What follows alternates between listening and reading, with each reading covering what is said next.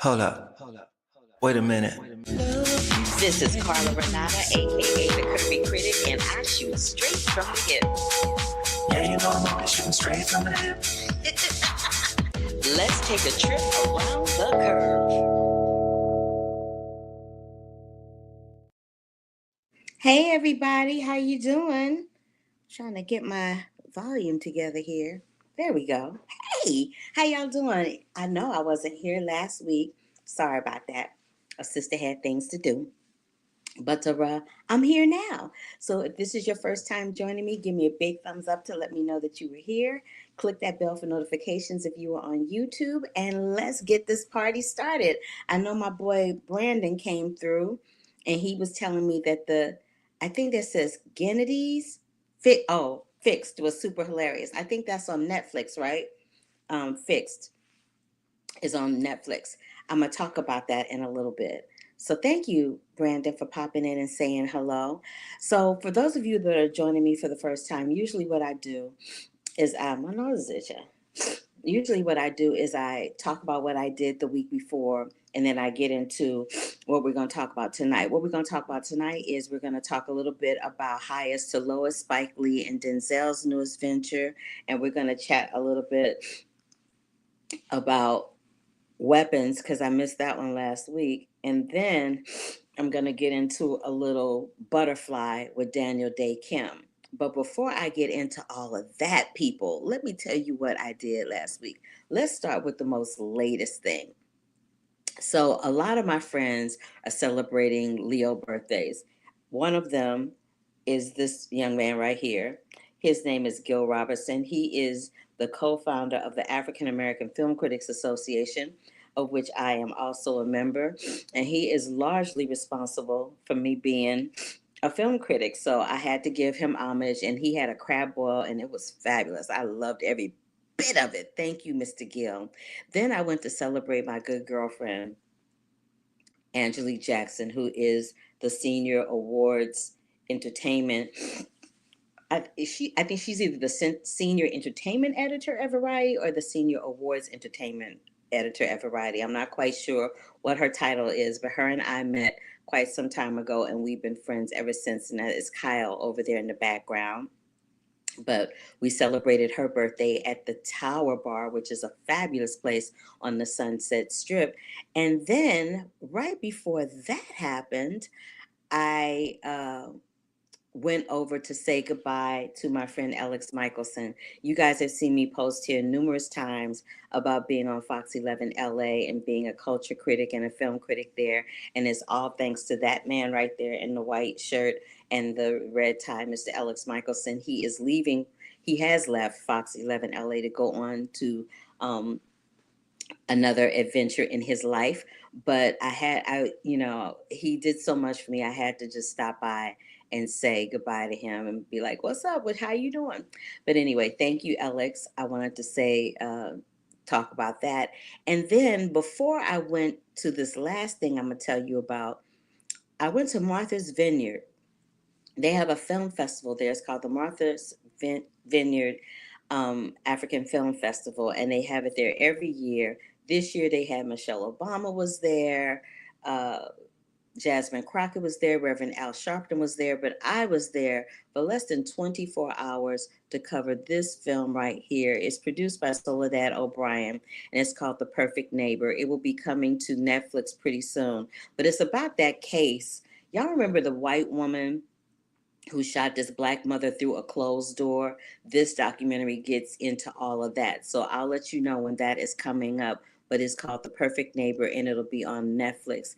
And then I interviewed Uncle Denzel Washington for his latest film, Highest to Lowest, that is directed by Spike Lee, starring ASAP Rocky, who's pictured there opening night. Also at opening night was Martin Lawrence. I ran into a young lady that played my daughter on a project named Miss Corbin Reed. I ran into my old friend Bill Bellamy. This young lady, Ayanna Lee, sings the title song to the film, and it will have you in all your feelings. She's absolutely fantabulous with this particular song, and that's Roger Guinevere Smith, who has worked with Spike Lee quite a few times over the years on various projects. They go way, way, way, way, way back. But he was there opening night. And then, of course, we got a picture with Spike himself.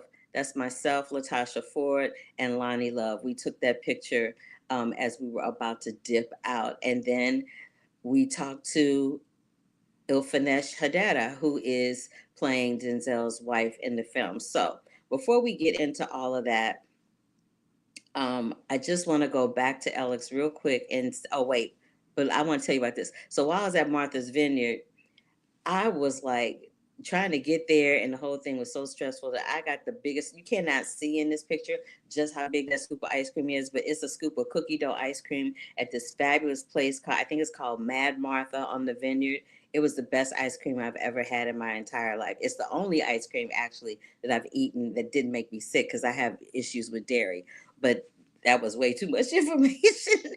But I'm just gonna go back over here with Alex to talk about how he and Marla Tejas and Amanda Salas over at Fox 11 have been huge, huge champions of mine, and I really do appreciate that. All right, let's get into the first thing. I wasn't here last week, so I didn't get a chance to talk to you about weapons. And I really wanted to get into this film because it is a crazy film. It was a crazy, crazy film, and it's a Warner Brothers film. It's in theaters right now. It's directed by Zach Kreger, and it stars Julia Garner. So what happens in this movie is that when all but one child from the same class mysteriously vanishes on the same night at 2:17 a.m., a community is left questioning who or what is behind their disappearance. Josh Brolin is in this film. Alden Ehrenreich is in this film. Austin Abrams, Carrie Christopher, Benedict Wong, and Amy Madigan. Baby, Amy Madigan in this film is on a whole nother level. She's so crazy and wacky and just like woo, all the things.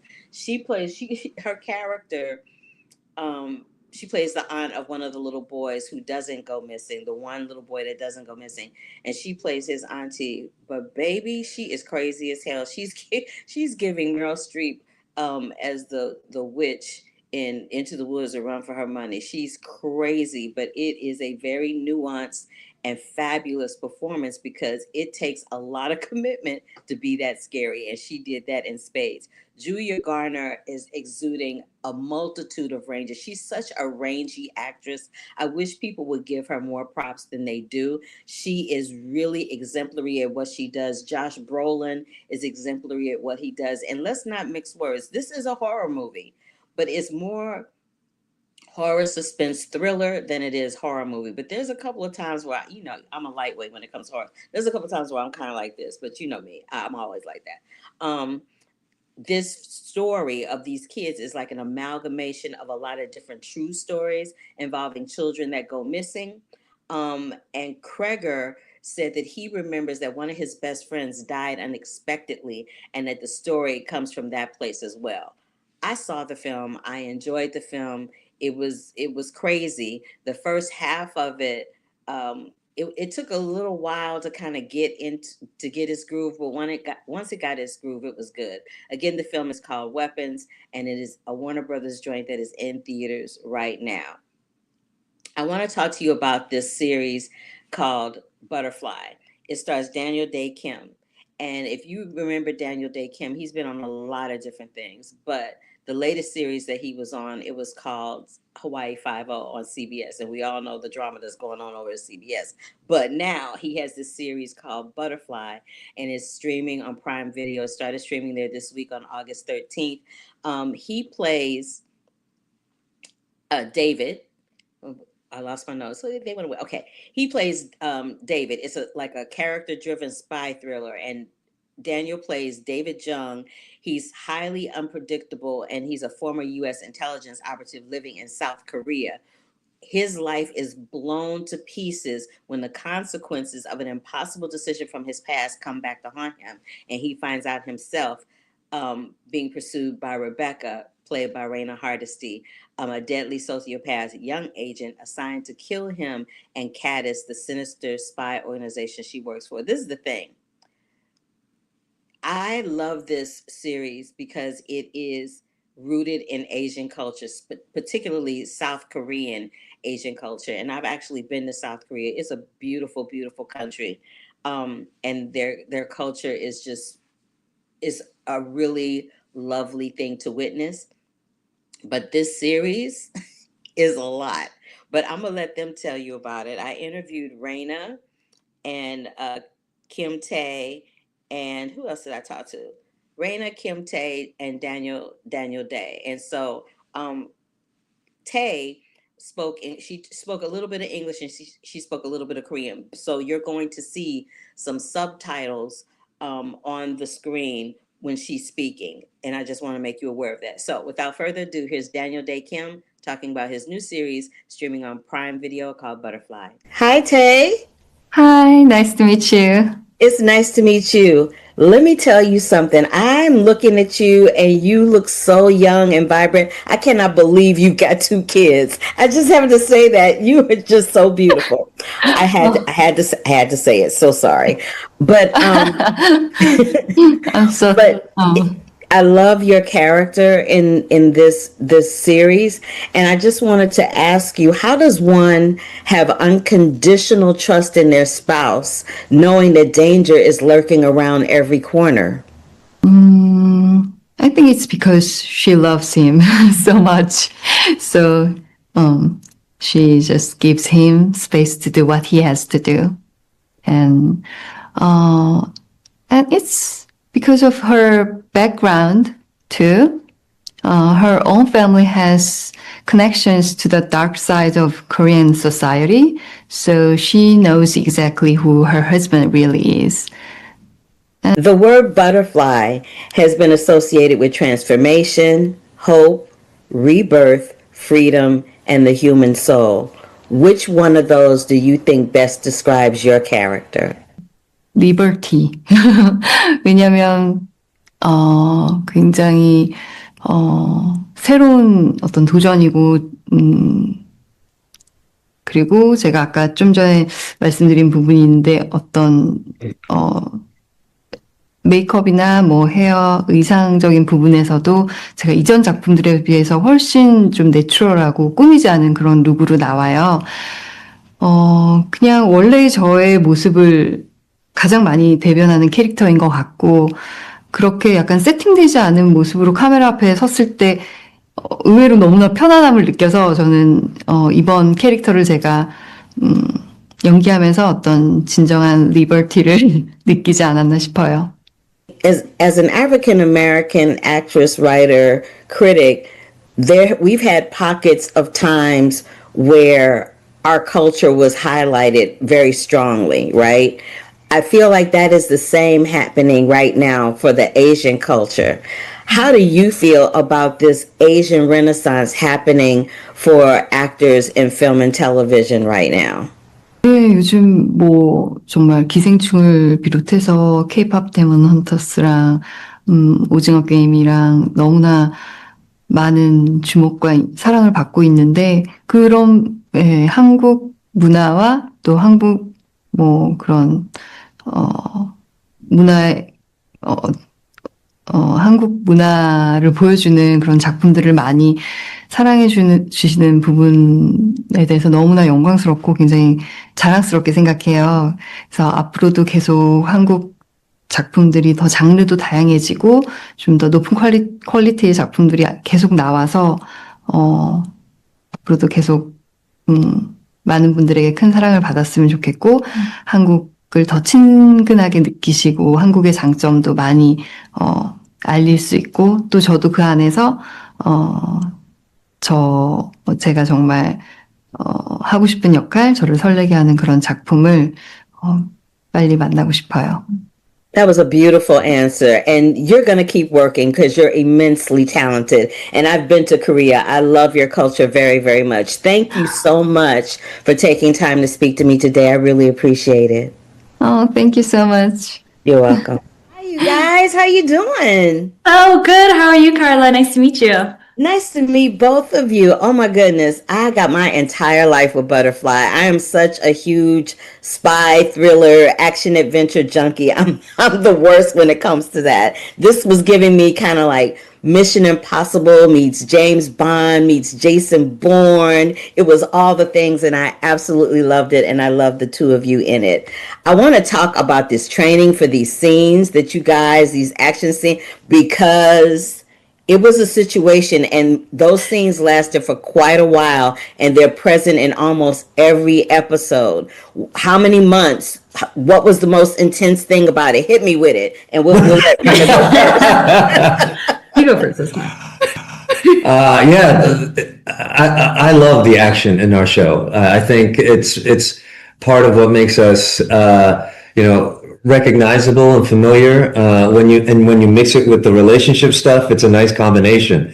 We trained pretty hard for it. Like Reina came over a month early to start training, and here's the best part of like Reina's enthusiasm and passion. When we hired her, we asked her to keep it, on the DL and not announce it until the official announcement came out. But I would see her Instagram, and she would be secretly training. Like she would say, "Me in the gym today," and she would be fighting and doing all this kind of like martial arts stuff. And I was like, "Good on you for starting the training before we actually start the formal training." And so she was incredibly dedicated, and it made a lot of the action work and the scene work easier. Thanks. Okay, Raina, how do you feel about what Daniel just said about you? Because She's like, "It's all true. It's all true." He gave you the ultimate glow up. I'm just saying. I feel very supported by Daniel. I always say this, but he's very fatherly. That's her way of saying that I'm old. She's trying to tell me that I'm old. Oh, you are not old. You like a fine wine, honey. You age even better the older you get. Don't even try it. Right back at you, Carla. Right back at you. Well, okay, I'll take that. You look great. I had so much fun with it. Right after I booked the role, the actor strike happened. So I really didn't have anything else to do. So I was like, what should I do to feel productive in this time?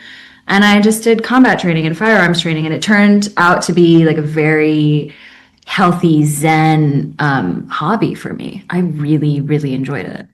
Well, it worked for you because y'all did the daggone thing. I want to talk to you about the word butterfly before I go. It's been associated with transformation, hope, rebirth, freedom, and the human soul. Which one of those do you think best describes Rebecca and David? Transformation, for sure. I thought about that a lot just throughout filming. That theme was something that we would carry heavily through our very complicated relationship. Yeah, this idea that they were once one thing, and it's kind of like being, cocooned and part of the chrysalis, and then through their decisions, they have to change into something else. Is really at the heart of the show. But everything you said there, like all definitions, I think apply too. Not to mention what we talk about in the show as the game they used to play. So it also happens to be a code name. So all of the things, and that's why we think it's a good title. Well, it's a great title, and I loved everything about it. Thank you so much for giving me a slice of your time to chat about it today. I really appreciate it. I'm glad you enjoyed the show. So much. We appreciate it. I am a fan, honey. No, Hands thank down. you. Thank you. Thank you. Take care. Thank you so much. I really did enjoy that show, and you'll enjoy it too. Again, it is streaming on Prime Video. Right, my light is funky. It's streaming on Prime Video right now. Like my necklace, it's like a little snake. I love that necklace. It's so cute. Anywho, so yeah, that's Butterfly. And now we're going to talk about the movie of the week, Miss Highest to Lowest, honey. So there's been a lot in the news about this film. It is a combination of producers by A24 and Apple TV Plus. It will be in theaters right now, and then it moves over to Apple TV Plus on September 5th. Having said that, there's been a lot of controversy about the marketing of the film. This is the fifth collaboration between Denzel Washington and Spike Lee, and people are like, "Oh my God, it's the fifth collaboration of these two heavyweights. Why have we not heard anything about it?" So there's that. It's also starring Jeffrey Wright, Oscar nominee Jeffrey Wright. You remember him from American Fiction, Basquiat, so many other fantabulous performances that he's given. Ilfenesh Hedera is the star. She plays Mamie on Godfather of Harlem opposite Forest Whitaker. She's in this series. And this is the gist of it. Denzel Washington is playing a music mogul, titan. And he's widely known as having like the best ears in the business. But what happens is he is targeted by a ransom plot of what he thinks is going to be a ransom paid for his son, and that's not what it turns out to be. It ends up having a really complicated situation that's taking place, and it's a reimagination. This film is a reimagination of Kurosawa's High and Low. He's a very famous Japanese filmmaker, and this Spike Lee joint is a reimagination of that film, which is considered to be one of Kurosawa's greatest top 10 movies. It all takes place in New York, and I have some thoughts about it, but what I'm going to do is tell you my thoughts, and then I'll play the interview. So these are my thoughts. Ilfenesh and Jeffrey Wright have both worked with Spike twice, but this is the fifth collaboration between Denzel and Spike. This is a film about family, is a film about choices and leaning into it, never being too late when you lean into your choices, and how it's never too late to make a change personally or professionally. And everyone in this film is challenged in one way or another, which that part of the film I really enjoyed because it was well-rounded in terms of the storytelling. There's wonderful nuanced performances by Denzel Washington. We're not surprised by that. Denzel Washington is a beast, but there's two moments in particular that I really enjoyed. There's a scene with him toward the end of the film with A$AP Rocky where they're doing this rap dance back and forth, which is almost like a really modernized version of Shakespeare, the way that they're going back and forth with these rhymes. And I'm telling you something, A$AP Rocky is the next person to watch for, because anybody that can hang with Denzel like that, they got it going on.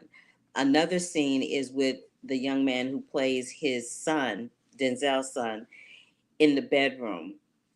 His son berates him about an issue. I'm trying not to tell you too much about the film because I really want you to see the film because it is special and it deserves to be screened.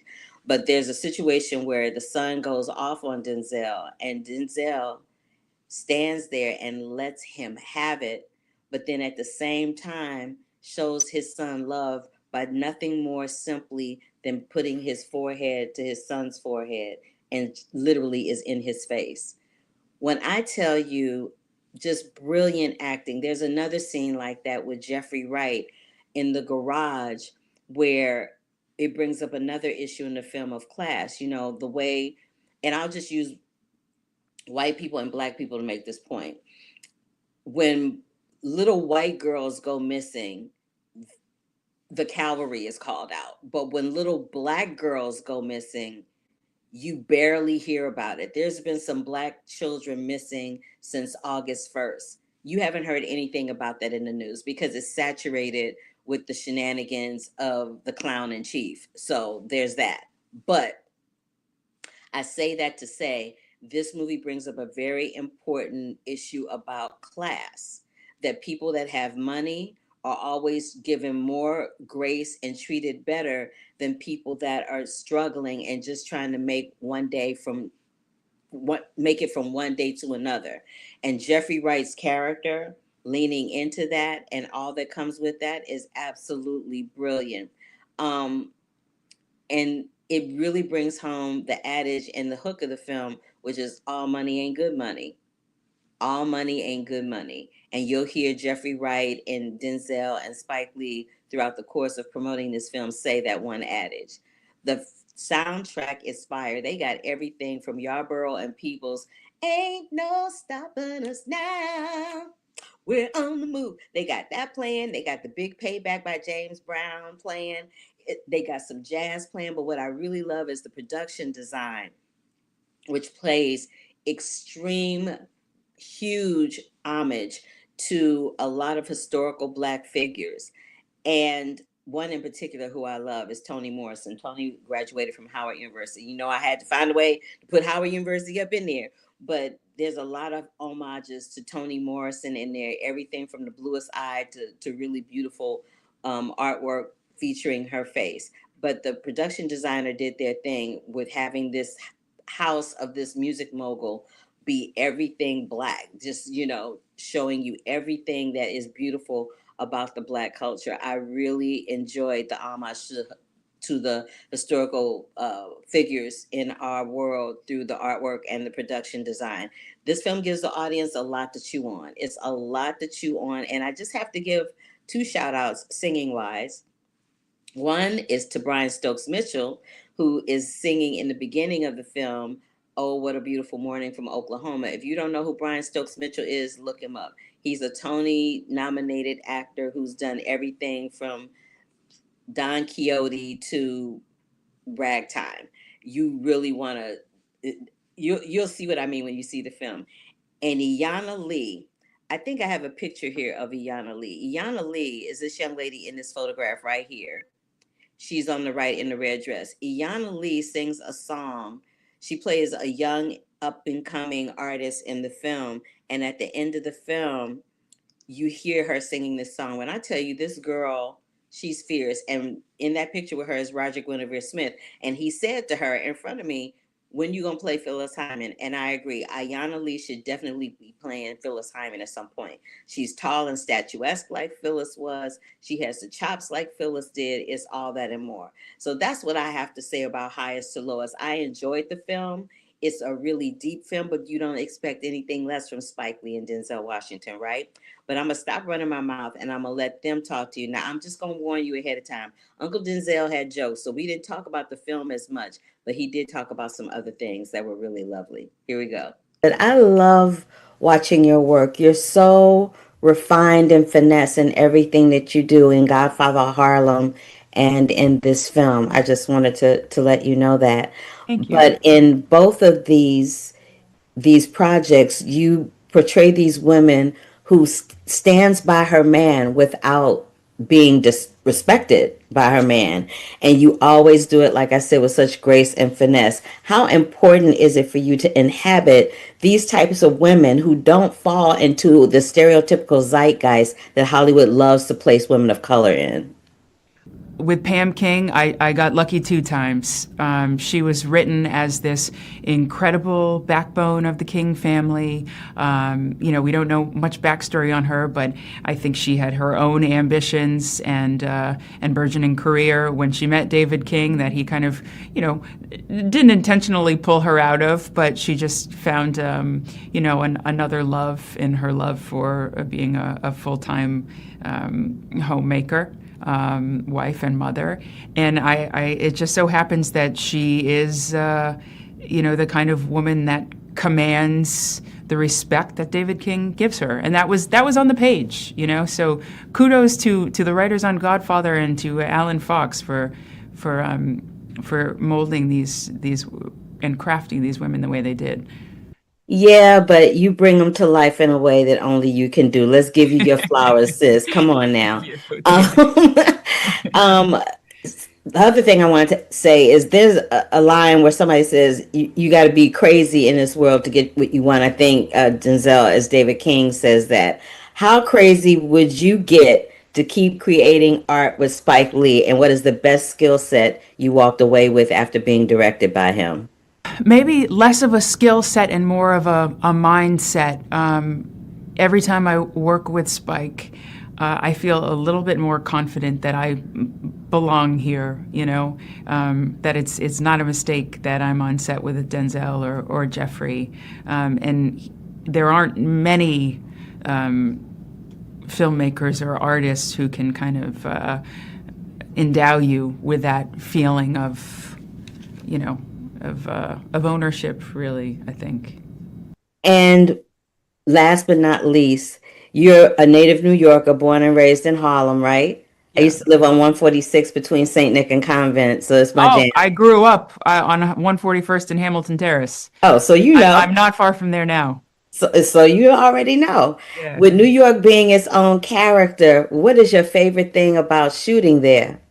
Again, it's a confidence thing. I'm on my turf. This is my home. It's my territory, right? It's kind of this freedom to be, freedom to play. It's my hood. It's Harlem is and New York is and acting is the air I breathe. So to do it at home is like, yeah, it just it makes you walk onto a set with maybe a next level sense of I belong here. Cool. That seems to be the theme of our conversation, right? I know, right? Who's coming in here? You have a surprise guest coming in here right now. Who is that? Keep going. So It's Mr. Washington. Hey, Better Mr. about me? Washington, how you doing? better now. Better now. How are you? How's it going? I'll sit here. Go ahead. Oh God, no pressure. That was lovely. Oh, he gonna listen to the last part of the interview. Well, I'm saying goodbye now. You should have been here 5 minutes ago. 5 minutes ago. What happened? It wasn't me. It wasn't my fault. All right, Ilfinish, that's my time. Thank you, sis. I'll Thank see you you. Nice soon. to talk to you. Bye-bye. Carla Renata, the Curvy Film Critic. Hello, gentlemen. You said the Curvy Film Critic. Is that what you said? That's what I said, sir. That is what I Wait said. a minute. Now, which borough you from? Which borough? You got to be from the Bronx or Brooklyn. Harlem, baby. Oh, USA, Harlem. I all should day have long. known. Why you playing? Why I'm you sorry. playing? I'm sorry. I'm sorry. We were just talking about Kelly Temple, where I got baptized up in Harlem. You got jokes. Okay. Let me get on with my question. Yeah. So, look, see, you ain't right. Good. No, I'm right. Go You ain't ahead. right. Look here. Okay. Yes. So check it out. I feel like both of you are the crown jewels for actors all around the globe, masters at your craft. Yet for David and Paul, the music has kind of skipped a beat or skipped a track or two, creating a highest to lowest schism for these two characters professionally and personally. What has been the highest point for both of you artistically as theater trained actors who have also transitioned beautifully into cinema, and what was your lowest point? What I've learned over time too, or what I've been able to find over time, is the right circle of people to work with. Put myself in the right position with a group of collaborators, group of fellow artists, who are good to work with and who do good work. And if I do that, I mean, that's a good day. That's a high point for me. That's a good day, you know? And I've, working with Spike and Denzel and everyone else who was gathered around this, I mean, it doesn't get any better than that. And so that's where I want to be. So that's a high for me. Yeah, because it could be a day. You go, Right. and they say rap or whatever, and you cut, and you're like, ooh. Yeah. That was, nah, see what you what's Yeah. that? It ain't but Tuesday. I see you tomorrow. You know what I mean? Right. You ain't going back to the woodshed here. Right. Right. Okay, I got something else for you. So at one point, y'all are in the car, and someone says, "Do you want mood music or theme music? Which one spurs your creativity? Mood music or theme music?" Depends upon if I'm trying to come up with my own theme. And What would your depends theme upon what be, mood sir? I'm in. What would Huh? your theme be? What would your theme be? That's moment to moment. I don't have a In this moment, what would your theme be? Okay, say that again now. In which moment? In this moment right now, what would your theme be? As I sit here right now? That's right, sir. Yeah, Bocelli is my theme music. You like Bocelli?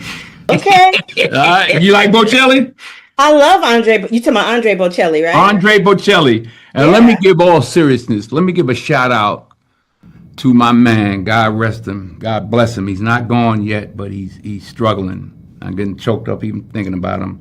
My partner's been cutting my hair for 30 years, who was introduced to me through Spike Lee, Larry Cherry.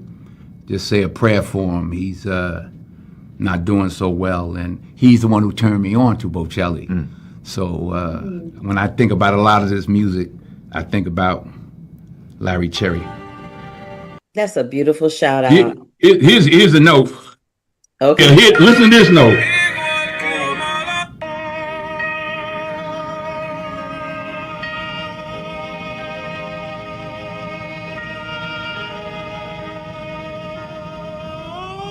Did it start? All right. We should have hit that in that scene. Yeah, we should have hit that in that scene, right? Yeah. Yeah. All right, Keep y'all. asking questions. Go ahead. No, baby, I can't answer more questions. That's my time. I wish I had more okay. time to ask you some questions. I was waiting for the note, but okay. Oh, okay. One more question. Last question. What you got for us? Last question, what I got for you? Okay. So I don't read it. Come up with some. What you got for us? no, these are my questions that I made up. Well, don't look at them. Just talk to us. Okay, I'm gonna talk to you. Okay, I'm gonna talk to you. My mom always told me that it's never too late in life to achieve anything. And at one point, David says it's never too late, right? So how do you feel about that adage about it's never too late to achieve anything that you want in life, no matter what the consequences may come? I don't know about that last part. No matter what the consequences, at what cost, at what price, all money ain't good money. So I agree with the first part. It is never too late to discover. But at what price? What are you trying to discover? And what are you trying to discover? See, because this picture, can you see that? Ish. What's that? It's my mom. It's my mom and my brother the day she graduated from school. So that's why she always tells us it's never too late. That's why I asked you that question. All right. No, it's never too late. Thank you. Thank you All right, for my giving me dear. the Thank time. you. I appreciate you. All My right. pleasure. Take care. Our pleasure. All right. Bye-bye. I know.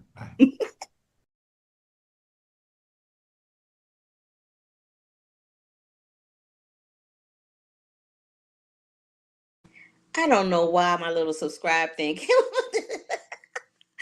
Anywho, he gave me a hard time, y'all. I was like, oh, I'm just trying to ask a question, bruh. Why you gotta give me a hard time? But the thing I loved about that interview is that Mr. Washington and Jeffrey Wright were listening and they were paying attention, and it made me nervous. So that's why I was reading my questions, because I didn't want to mess up. But Highest to Lowest in theaters right now. Go see it in a theater. If for whatever reason you're in a city or a state where they're not playing it, then wait for it to hit Apple TV Plus on September 5th. I promise you, you won't be sorry. Again, check out Highest to Lowest with Mr. Denzel Washington, which is in theaters. Check out Weapons, which is in theaters, and you don't want to miss Butterfly, which is streaming on Prime Video. I'm about to head out and have some girl time with my mom, but I wanted to hop on here today and give those interviews to you guys. When I come back next week, I'm going to give a preview of the Toronto International Film Festival. I'll be going to that from September 4th through September 8th. I'll be hitting the Telluride Film Festival Labor Day weekend, so I'm going to talk about both of those festivals and a couple of other films, including Nija, the A24 film, which is going to hit on August 24th. So thank you so much for popping in and saying hello to me, whether you're here in real time or whether you're here after the fact. I appreciate anybody and everybody that even takes the time to click on this to watch me talk about movies, because you know that I love them so much. All right, so having said that, I'm out of here. Hope you have a great rest of your Sunday, and I'll see you next week. Love, peace, and hair grease, and deuces. Until the next time. Hold up. Wait a minute.